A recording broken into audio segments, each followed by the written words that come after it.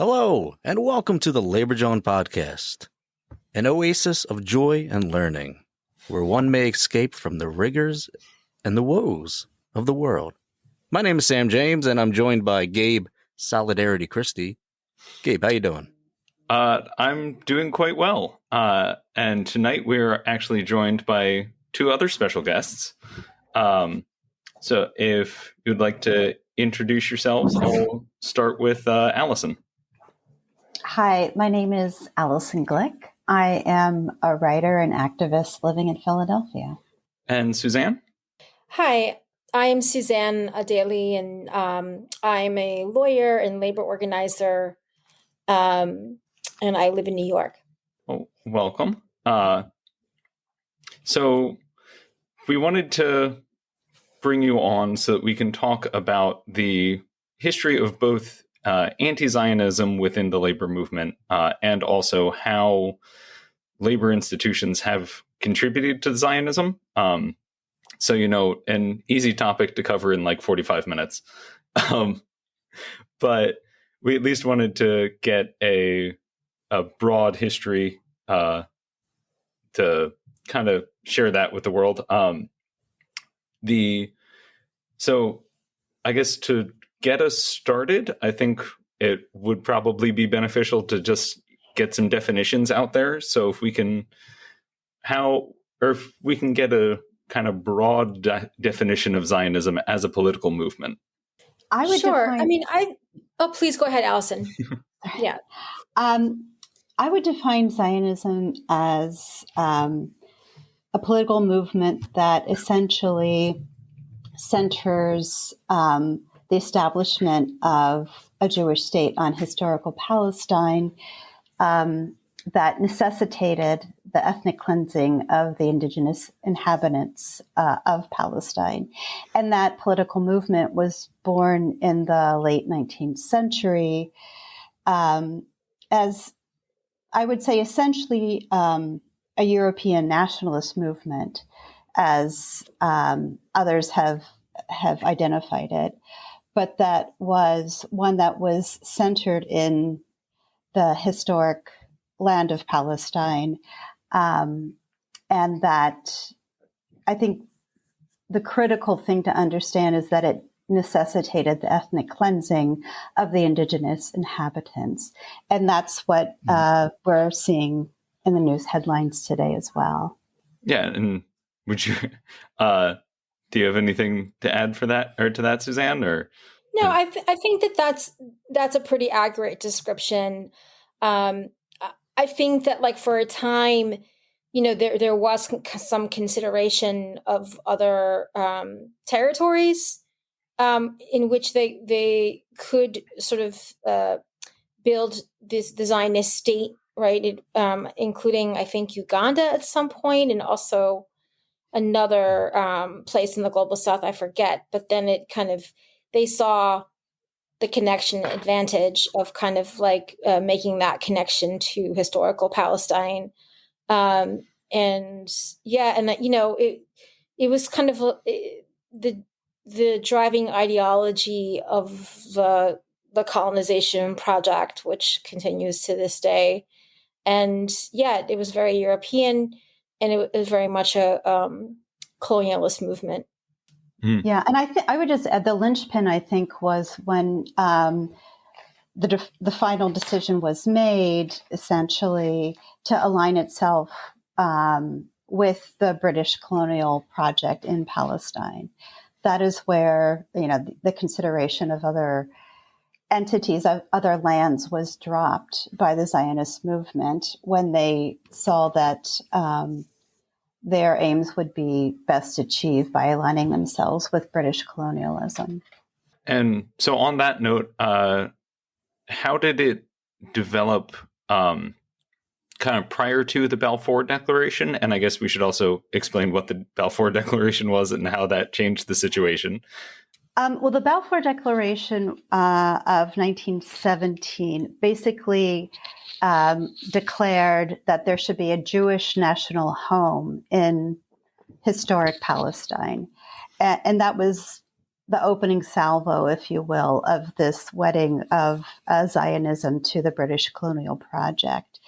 And before that, I mean, there were various forms of Zionism, I guess you could say, cultural Zionism, dating back some years before that, that identified this cultural home of Jews in mandatory Palestine, but did not center itself on a territorial project, if you will. But that is essentially what predates the Balfour Declaration and the essence of the Balfour Declaration. Thank you. Today is the anniversary of the signing of the Balfour Declaration, actually. Oh, that is right. Oh, yeah. Wow. I missed that, Suzanne. How about Well, that? did not plan that, but I don't know if that's I don't know if that's a good thing. It's certainly not something to really celebrate, but so we're also here to talk about the kind of labor story that is tied to all of this. So with that in mind, can you, Suzanne, can you explain what the Histrodute is and kind of how it developed? Well, Histadrut is the kind of became sort of like the national Israeli labor union, right? Mm-hmm. And I'm not as familiar as to how it was developed. I think that you were asking earlier about like how the Zionist project began, right? Mm-hmm. And I think that we started to see like European colonization to Palestine, at the turn of the 20th century, before even the Balfour Declaration was signed, before the creation of like the state of Israel. That kind of, at first, kind of the native Palestinian populations' response was like, okay, here are kind of like, here are some new residents, like, and there, there might have been, even with those early kind of settlers, I think that there might have been, some examples of like, collaboration kind of between the European Jewish community and like the Palestinian community, which was Muslim, Christian, and Jewish, actually, right? But Palestinians, and I think that there is some kind of history even of some like labor cooperation, right? But like with the Balfour Declaration, with the founding of the state of Israel, and with the Nakba, right, and the ongoing kind of like ethnic cleansing, Zionists really need to really build their nationalist institutions in order to kind of present themselves as this new strong state. And Histadrut is sort of part of that kind of like Zionist national institution. And I don't know exactly like when it was created, but the Zionist project ended up sort of seeing Histadrut as one of the tools to sort of get support, particularly like in the West, for the Zionist project. It was kind of used in a way, it's kind of as its own kind of lobbying for Zionism by using Histadrut as a vehicle to build relationships in places like the United States. I wonder if Alison knows more about that history. I think you can think of the Histadrut's role in a couple different ways or on different levels. Before the founding of the State of Israel in 1948, it was essentially used to bring Jewish labor into the country, which of course was then utilized to expropriate land from the indigenous inhabitants. And then after the founding of the state, it was essentially used as a disciplining force to make sure that there was no cooperation of any meaningful kind between Palestinian laborers and and Jewish laborers, who were particularly those not indigenous to the land, but really any Jewish laborers. Again, it was a tool of this ethno-nationalist project whose main goal was the establishment of a Jewish state on the land of Palestine, whose main goal, and perhaps I should have said this earlier, was to maximize the amount of land under the control of the Jewish state and minimize the number of non-Jewish inhabitants of the land. Again, a project that continues to this day. And so it's really used as a tool of settler colonialism up until the founding of the state, and then one that is utilized to entrench the colonial goals and to create a state that is more and more along the lines of an apartheid state, which of course we all know that's what exists today. Yeah, thank you. I was actually, and one thing that had struck me in reading, I think, Michael Letwin's writing on it was the role or the amount that the Histrodut had to actually prevent solidarity from growing on the ground. That they had to actively suppress, like, there was one mention of Jewish housewives just wanting to go and shop at Arab stores, and that it was Histrodut members that had to go and physically prevent that from happening, to prevent any kind of cross-cultural collaboration happening. That's right. And the Histrodut itself would, I think, even attack its own members, if not, physically, in other ways to prevent them from hiring Arab labor, at one point in its history, at least. Mm-hmm. So those relationships were seen clearly as a threat to the project. And I think the extent to which there was this, type of disciplining, or whatever you want to call it, had to do with, at least in the initial founding of the state and at different times, when there were periods when a different history was possible. And I think that a different history being possible was quickly dispensed with the stronger the state became, and certainly after 1967, when Jews in this country aligned themselves wholeheartedly with the State of Israel. And the State of Israel really became synonymous with Judaism, unfortunately, particularly in the mainstream Jewish community. It wasn't always like that, of course. Mm-hmm. There was, and perhaps we will get into this, there was anti-Zionism was normalized in the good sense of the word before 1967, and dating back, certainly into the 19th century. It wasn't an idea that seemed odd in the Jewish community, but that all changed, of course. Mm-hmm. And I guess that leads us into kind of discussing the American side of it. Is most of my research into Jewish labor history has been fairly Bund and needle trades focused, and I've always, and I guess I'll talk a little bit about the Jewish Labor Committee and its founding in 1934 as specifically anti-Nazi and anti-fascist labor group within the U.S., mainly pulling from the Jewish needle trade unions up in New York City, but that they stuck to the Bund, or the Jewish Labor Bund's line of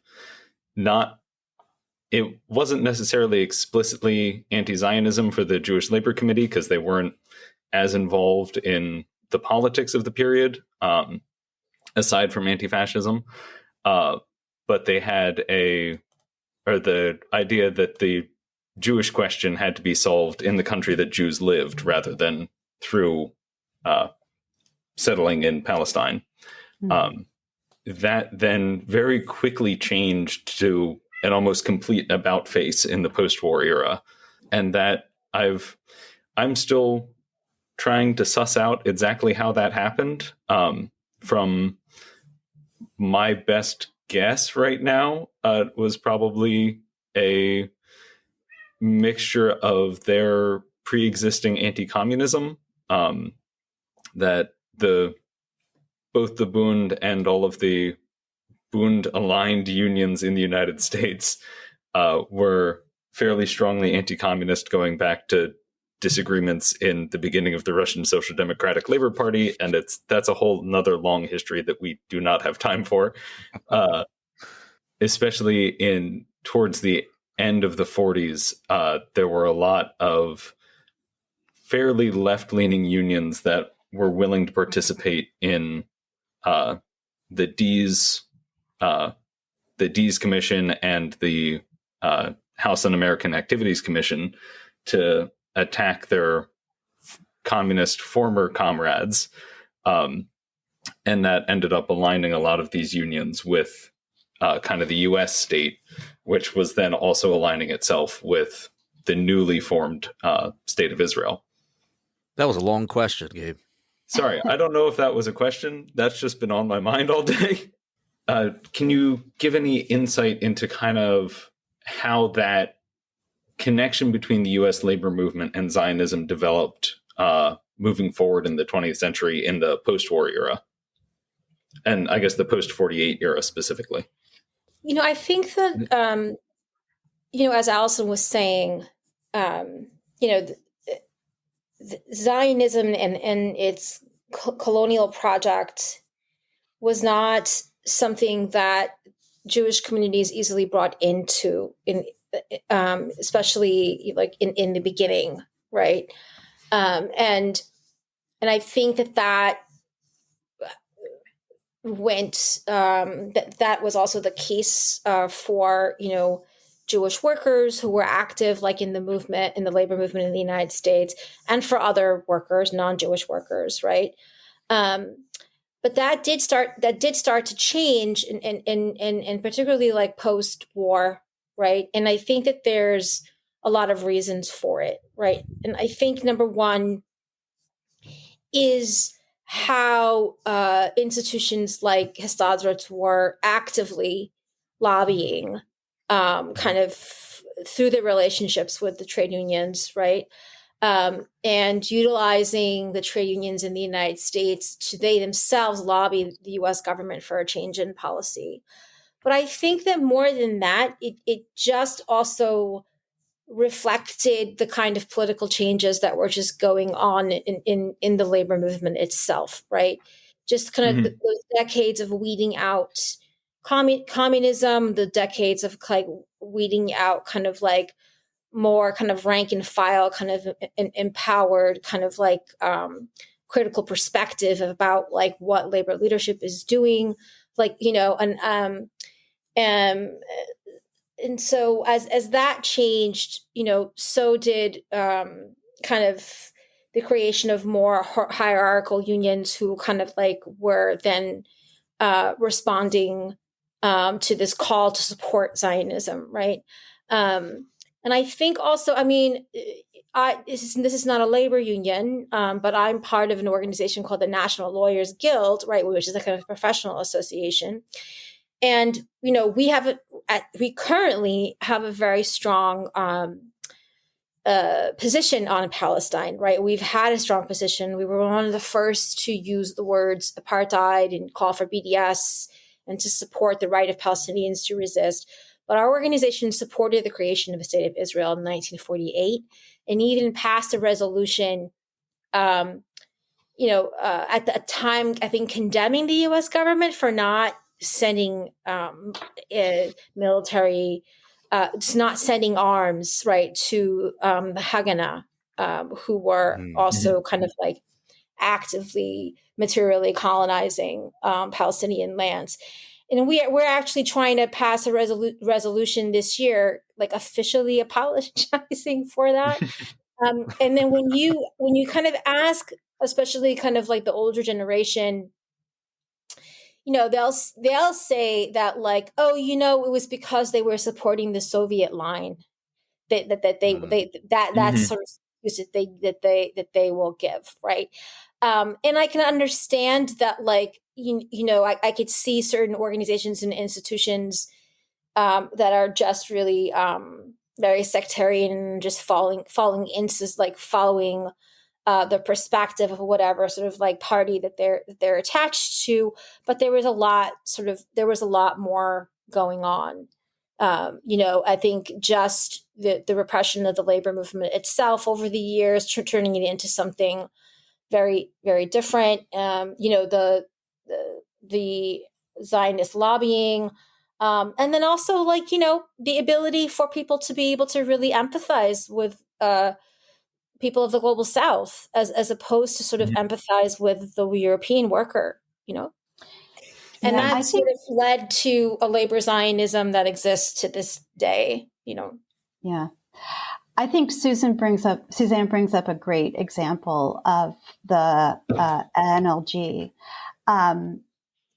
Because another thing that happened with the NLG is that, and I think this is an example of what was happening also else in the Jewish community, is the Red Scare and McCarthy era really decimated the ranks of organizations like the NLG. Although I'm, not a labor historian by any stretch of the imagination, I think that also decimated the ranks of, workers writ large who were trying to organize at the time for obvious reasons. I also think at that time, but also preceding and afterwards, that is the time of the founding of the state, there within the Jewish community itself, there was the sort of hierarchical German Ashkenazi Jews who were watching with horror as these, the rabble of the kind of Russian Pale were immigrating into the United States. They were, largely quite poor, quite, they were laborers, and they had a different take on what it meant to be in this country than their largely German Ashkenazi brethren, so to speak, who had immigrated many years before. And I think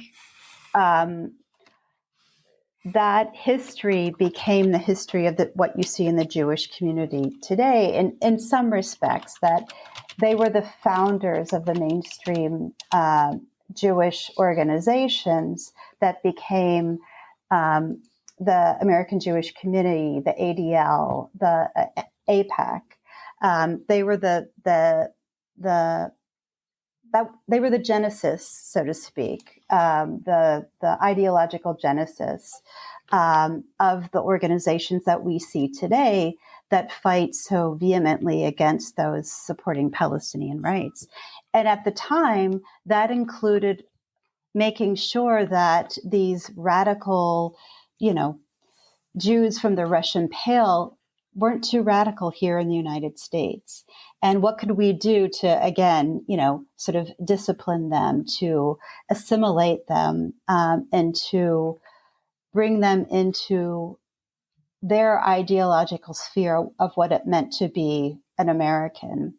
And I think that plays a part in this as well, in terms of the challenges that were faced throughout this history when anti-Zionism was essentially abandoned for a full-throated Zionism that we see today. I think that analysis lines up really well with Philip Nicholson, author of Labor's Story in the United States, because he talks a lot about how there was a like move towards not quite respectability politics in the labor movement post-war, but basically the elected labor leaders had gotten comfortable being in positions of power and had started to seek more proximity to the power that existed. And that's how, or at least in his analysis, he argued that that's how not only they allowed themselves to get wiped out in HUAC because they were feeling much more comfortable than they probably should have been, and should have been able to recognize that their positions were fairly precarious. But those that survived the McCarthyism were willing to cozy up to the imperialism that was growing, which then also would tie that whole movement into Zionism. Absolutely. Yes. So now I want to pivot to kind of the return to anti-Zionism.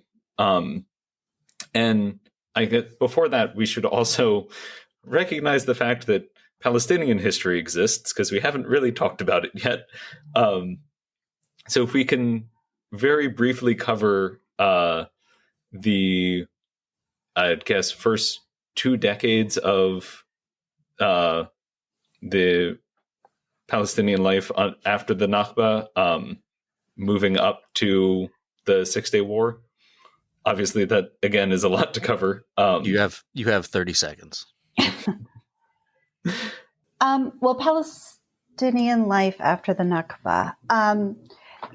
Just so your listeners know exactly what the Nakba is. The Nakba is an Arabic word meaning catastrophe, which is how Palestinians describe what happened to them in 1948, when, starting before the war that resulted in the creation of the state, they were ethnically cleansed from their homes, forced out of their homes at gunpoint in major cities in Palestine. And then once the war started in earnest, over 400 villages throughout historical Palestine were erased from the map, literally. There were massacres, bombing campaigns that resulted in over 750,000 Palestinians fleeing from their homes. That's the Nakba. And as you can imagine, after that occurred, of course, those Palestinians were not allowed to return to their homes after the cessation of hostilities. And those who did attempt to return were treated as, quote unquote, infiltrators and either detained or shot on sight. So it was made very clear that there was no returning to their homes. And that's 750,000 Palestinians just in 1948. And those are the Palestinians who populate the refugee camps throughout the Arab world, as well as in Gaza. In addition to that, the Palestinians who did remain were under military rule until, I believe it was 1956. And so they eventually became technically citizens of the state, but only after enduring, close to a decade of military rule, and being forced to live as second-class citizens. In 1967, during the war that resulted in the occupation then of the West Bank, the Golan Heights, and the Gaza Strip by the Israeli military, even more Palestinians were pushed out of their homes and were made refugees. As you might imagine, this resulted in the decimation of Palestinian political, social, and cultural life throughout the state of Palestine. I guess one thing is important to note is that throughout this period, really, despite the repression, despite the odds being stacked against them, there were attempts to organize. There was a military resistance against the occupation, both in 48 and 67. Of course, that was brutally put down. But there were also cultural life did continue in one form or another throughout this period, and has, I think, always been a part of Palestinian resistance itself. What we hear a lot about, of course, especially these days, is military resistance, which, of course, is codified in international law as a right of an occupied people. But I think it's also important to remember that organizing of various types, and I'm sure Suzanne can speak more eloquently than I to this, including among laborers, including among cultural workers, including among, teachers and students. So it's kind of a mixture of intense repression, brutal violence, but ongoing resistance. Yeah, I mean, I think the way that you ended it is a good summary, right? I mean, I think, it's the Nakba has continued until until today. I mean, it's current. It's just sort of like, between Nakba and 1967, but then further on, it's just further and further sort of expansionist policies by, the state of Israel, which, is done through different acts of ethnic cleansing and colonization. And, so there are a lot other historical examples of massacres that happened as well during that time, like the massacre of workers at Kfar Qasim in 1956, right? Or sort of like, just sort of the daily aggressions that were taking place in kind of the militarized areas before they even occupied Palestine. I mean, the West Bank and Gaza, and then when they started to occupy West Bank and Gaza, that continued even further, and with the expansion of the settlements, which are also very militarized zones, we're just sort of seeing a history of like increased sort of colonial violence in different forms and different manifestations, right? And as Alison said, also consistent resistance. I mean, going back to even the 1930s with the peasant revolt, with the peasant worker sort of revolt. I mean, a lot of what Palestinian resistance has looked like has been strikes, right? It has been strikes and boycotts, as well as like armed struggle, which is sort of which is their right. And I mean, I'm kind of like jumping in history right now, but like a lot of what,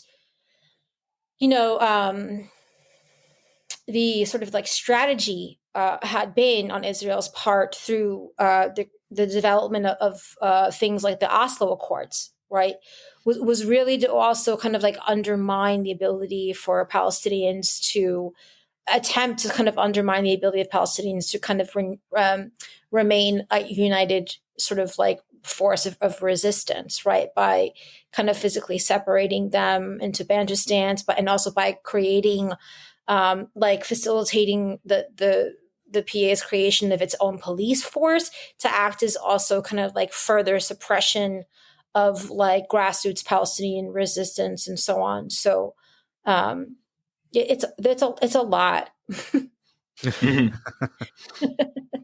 And on just on the PA's police force, there's one, again, we're jumping around in history a lot, but there's one quote that I just loved when I think it was talking about the 2004 teacher strike.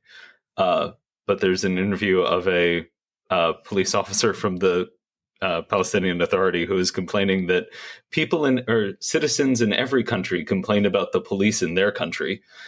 And just the fact that you're saying that and not quite asking the question of why. Right.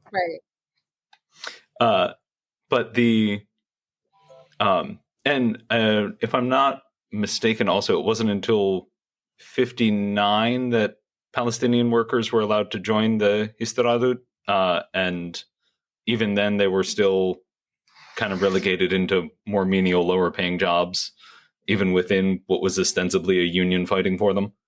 Yes, that's my understanding. Now I want to swing back to the United States to talk about kind of the rise of anti-Zionism that developed here with the Arab auto workers in, I think it was 1973 in Detroit. Right. Can you talk on that at all, Suzanne?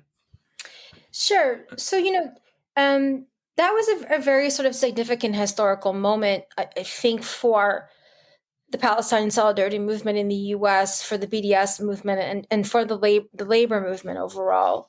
So in 1973, there was a strike by Arab American auto workers who were demanding that the UAW divest from Israeli bonds, right? And I think that sort of, which I believe lasted about 2 days, and kind of did result in some kind of concessions from the UAW in terms of like divestment, but like they're still invested right now as well as like many other large unions, except there's not a lot of transparency around that too. So we don't always know sort of the extent, and also to break relations with Histadrut. And I think that one important things to sort of say about this is that this is Detroit in the early 70s, and this is kind of like in the backdrop of the race uprisings, right? And also the formation of other really militant labor organizations like the League of Revolutionarily Black Workers and Dodge Revolutionary Union Movement, which I think that the interaction with in the interaction that Arab American workers had with those movements, I think, including the solidarity that they received from those movements, right? If you can see examples of publications from organizations like Drum and Solidarity with Palestine at that time, but also kind of just kind of like the exposure to kind of that kind of militancy sort of really, I think, was sort of significant in perhaps kind of the Arab auto workers thinking that this is a good time. This is something that we can achieve, right? There's been, I think, was also interesting to point out, when I was researching this moment in history, I found also a flyer from a 1974 UAW convention that was passed out by the Arab Workers Caucus, right? And it had like a platform that they were presenting, which was calling for, basic health and safety conditions in the job, anti-discrimination, sort of like policies in the job. But it was calling also for, anti-racist sort of solidarity, but also it was calling for workers and for the union to organize itself in solidarity with the movement for self-determination of peoples of the global South, right? So there was a kind of internationalism, right? That place in that moment, right? Or not just in the labor movement, but I think in our movements as a whole, right? That we don't necessarily see. It's not that there is internationalism in labor now, but I think it's a bit different, right? And it also just kind of like reminds me of not too long before that there was also a Yemeni farm worker who was the first farm worker that was killed in the movement to create the United Farm Workers Union, right? Or to win collective bargaining rights for farm workers in California.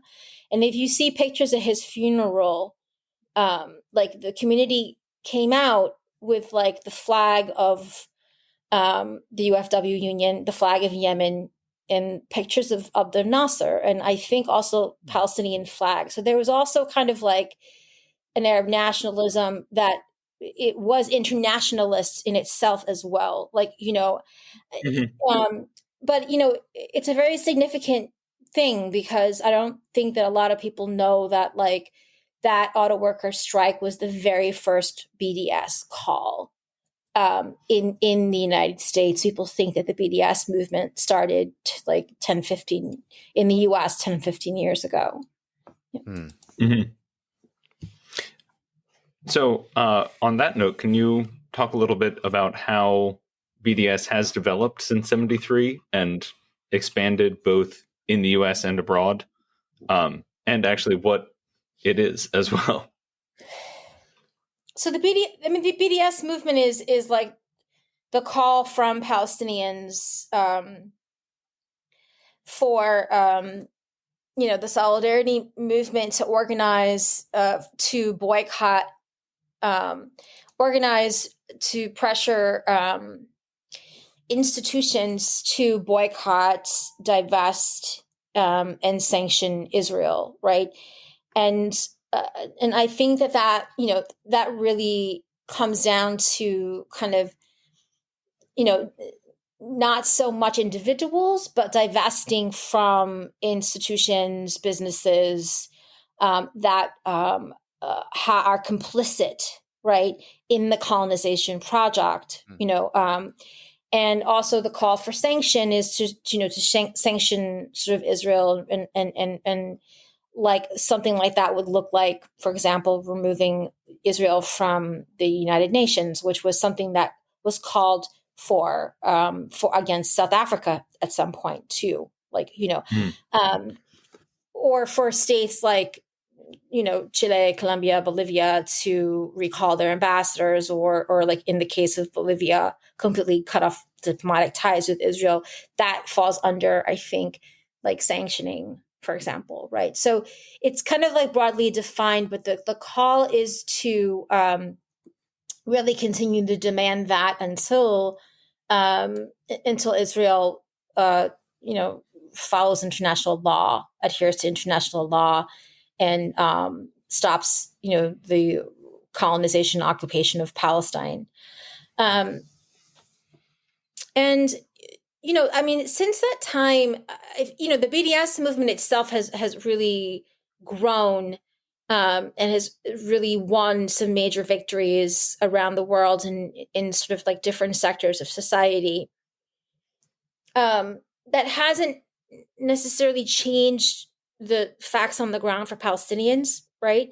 But it has succeeded, at least, I think, in helping to sort of like isolate Israel and gain awareness as to the kind of oppression that is happening against the Palestinian people. And we do know that the public opinion is really in solidarity with Palestine, except really for the ruling elite and like, I think the fascist forces that support them. Like, we can just see from the way people are reacting, right now. I mean, of course, and, there are a lot of liberals that are like reinforcing the ruling elite's policies.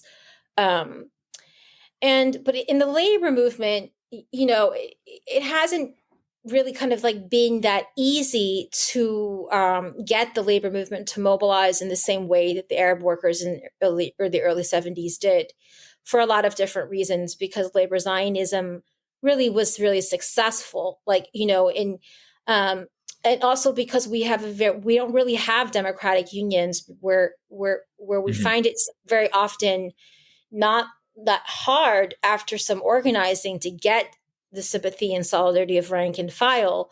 The rank and file don't necessarily have the ability to push their hierarchical unions to act in the way that they need to, right? But like when we look at sort of like the history of like the ILWU on the West Coast and how they, as a rank and file, decided not to handle kind of cargo that was going to apartheid South Africa, I think it was kind of like moments like that really kind of became sort of the roots it's really kind of like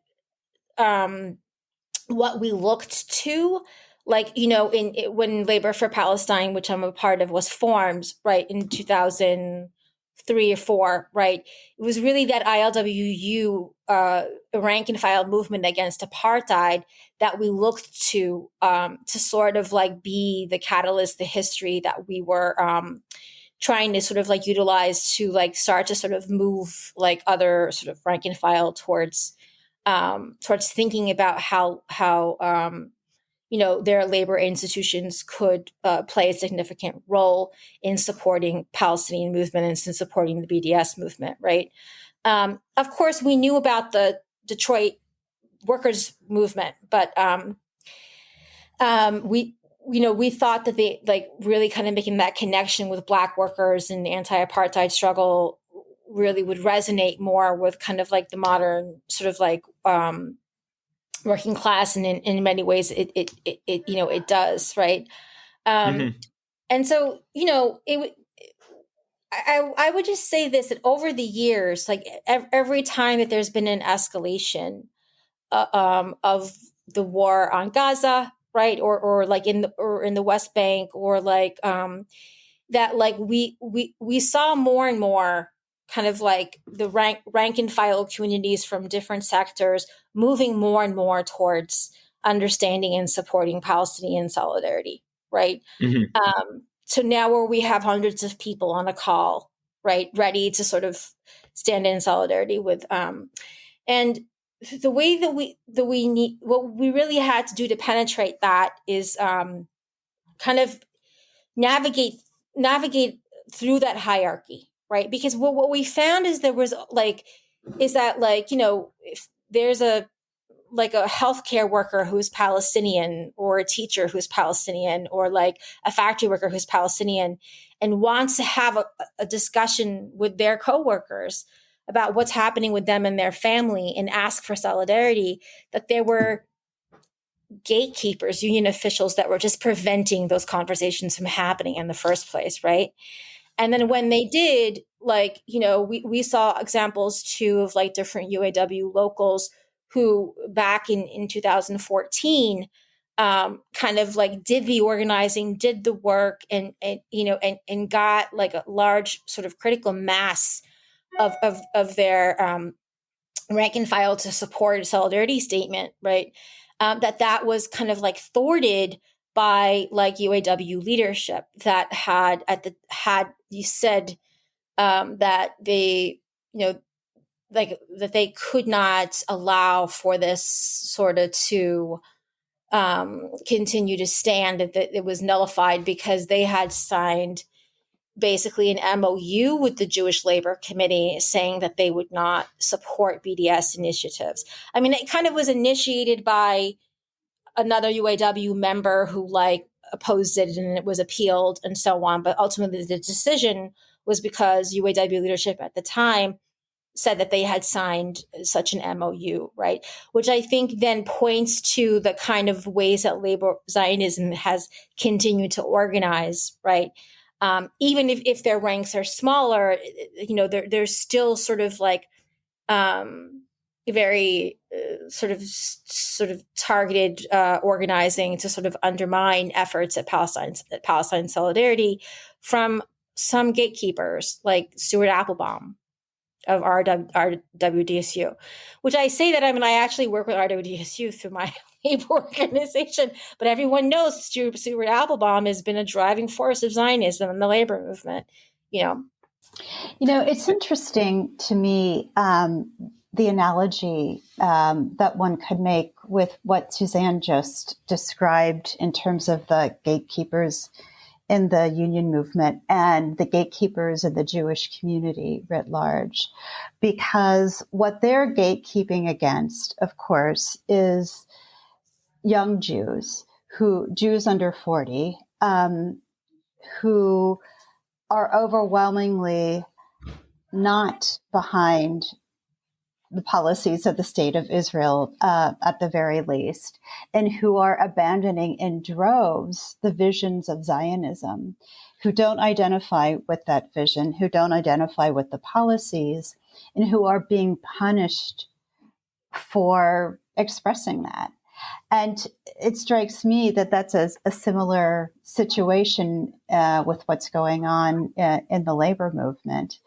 And it's something that is really swelling the ranks of anti-Zionists, because if a young person is told, well, no, you can't invite a Palestinian historian to speak to your Hillel, which is the on college campuses, the Jewish sort of student center, very well funded. If you invite a Palestinian historian to talk to your group, we're going to defund you. I mean, this is just citing one example, very heavy-handed tactics to make sure that any type of national solidarity cannot happen. And as young people have throughout history, they see right through it and they rebel against it and they begin asking more questions. So it does, in some respects, I think, have it backfires. But it's interesting, these sort of parallel phenomenon, both in the labor movement and just, in the Jewish community overall. Another point I would make regarding BDS in terms of the development of anti-Zionism and solidarity is the BDS movement, of course, didn't invent the tactic of boycott, divestment, and sanctions. It adapted those tactics that were developed, of course, during the anti-apartheid struggle and the civil rights struggle in this country and many other places I think we could cite. But just to cite those as the most relevant ones for this discussion, I think. And it really problematized the Jewish community's almost obsessive identification of itself with the civil rights movement in this country. Because if you read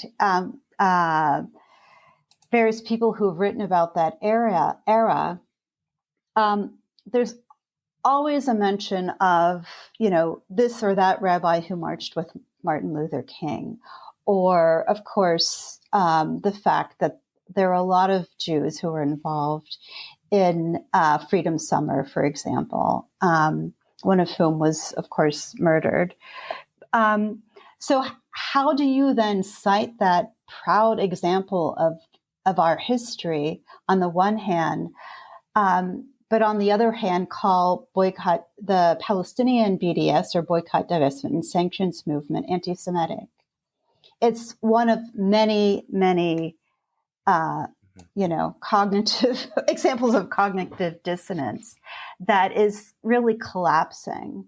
And it's also because it's collapsing and because people aren't having it anymore, especially young people, it's why repression is heightening and will continue to heighten, I believe, into the future. And I also wanted to touch on the kind of gatekeepers discussion, because then there's also situations where, Starbucks Workers United released a statement in solidarity with Palestinians, which then led Starbucks, the corporation, to sue them. And I think they're currently battling it out.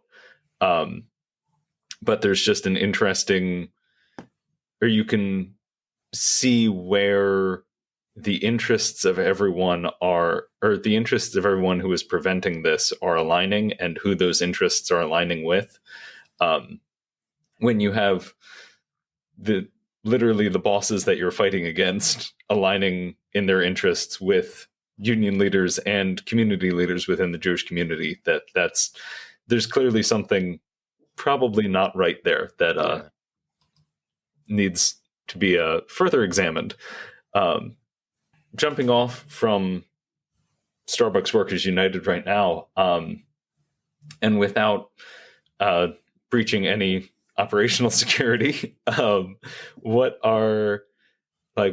where do you see this movement going in the future? Because obviously right now we're in a crisis moment, where there's an active genocide and ethnic cleansing happening in front of our faces. But and not necessarily the time to do slow on the ground person to person organizing. But I'm just interested in your kind of thoughts on that, Suzanne, where you see all of this going, where both practically and hopefully. Yeah. One other sort of like important like labor action that took place was the block the boat action. Particularly, we did sort of have a national day of action where we had simultaneous like block the boat actions in New York and in Oakland, where the strategy was to try to stop the Zim ship, the Israeli Zim ship, from being able to dock and be unloaded, and that succeeded in the Bay Area. Not because ILWU directly signed up to sort of refuse, but because the community created a picket line, and the ILWU was sort of empowered to say that we won't cross the picket line, right? And so Zim wasn't able to sort of like unload New York, New Jersey, the port of Newark. We weren't really able to do that, and we don't really see any opportunity to do that anytime soon. It's very hard. It's a different union. It's a different town, but there are other logistics unions around the world, right, that are standing up, including in Belgium recently, right? Mm-hmm. And I think like transport worker unions and other unions are refusing to allow kind of like Israeli shipments to flow, right, or to sort of like be sent out or be handled. I think we might expect some more actions from other international unions, like from Italy and South Africa and so on. Those are all like very, very significant, right? And I'm saying this is because like we really need to sort of stand up to the challenge of saying that we have to stop arming Israel. And this is not a labor movement, but there's been a really important direct action that started in the UK and is happening in the US by Palestine Action, which is like that are sort of like blocking the entrances of Al-Bayt systems just to like try to shut down the business of the arms trade, right? Now, as far as like other US unions, whether they be Starbucks or they be teachers unions or academic unions, I think that like, I mean, you're right. It's like, it's not time for the teach-ins. It's like it's time to be like, okay, what do you got? What are you going to do? And I think that one of the things that Labor for Palestine has been thinking about is calling for like a national day of action for labor, right? We might actually end up attaching that to another national day of action that's recently being called by some of the Palestinian groups, but so just sort of do a labor specific one. And the idea is like, because I run an alliance of like 33 worker organizations that have different levels of precarity, right, from worker centers to unions. And so whenever we have a kind of a day of action, we give people an opportunity along a spectrum of different ways to participate, right? From just like wearing a particular color or wearing a button to walking out, really kind of depending on the level of power that workers might have. Because we know that like there's a lot of situations where workers have little power in this country, and so that's one thing that we're hoping to do and just sort of see what happens. But I think we still need to continue to, educate and sort of like bombard like the leadership, especially the ones that are stepping up to saying, okay, this is the time to demand the divestment from the bonds. This is the time to demand that they cut off the relations with Histadrut. And on one level, and this is the kind of the contradiction today, on one level, it's like, it feels like we're moving people more than ever, right? But on another level, it also feels like that there's a lot of apologists for genocide, right? And I'm Oh, yeah. sure like and that includes the labor leadership. So I think there's got to be a confrontation. We're going to see there's got to be a confrontation between those two contradictions, like, in our labor spaces, and we have to be ready to just sort of support that. I mean, Alison was talking about the backlash.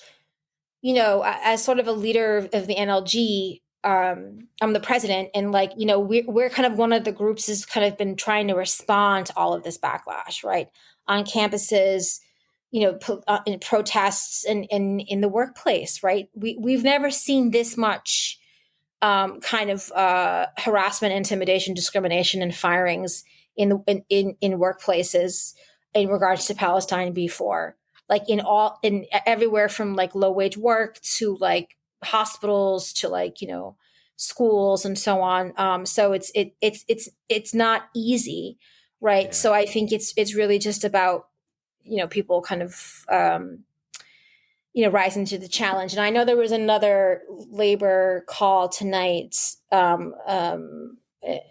with probably a few hundred people, mainly rank and file folks that are like strategizing as to like what they can do.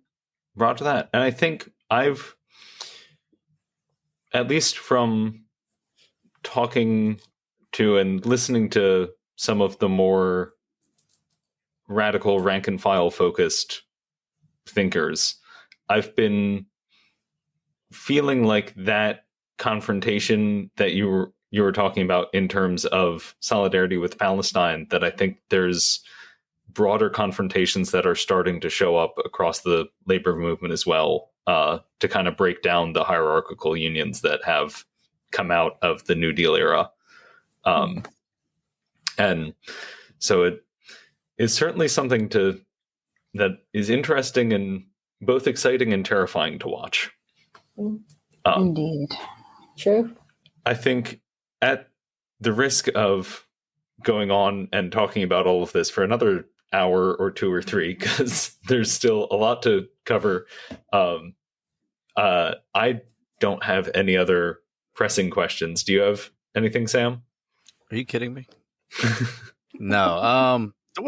Unfortunately, there wasn't a lot for to make light of, especially with everything going on in the world. But I think I made sure that I had control of the soundboard for this, so no DJ air horns. But I think not nice. That's not the word. Interesting.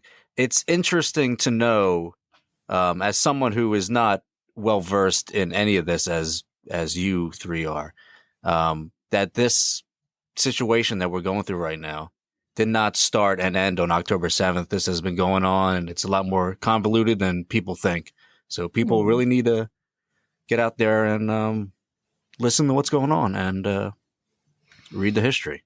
So I appreciate both of you coming on, Alison, Suzanne, and educating me and educating our listeners. We appreciate it.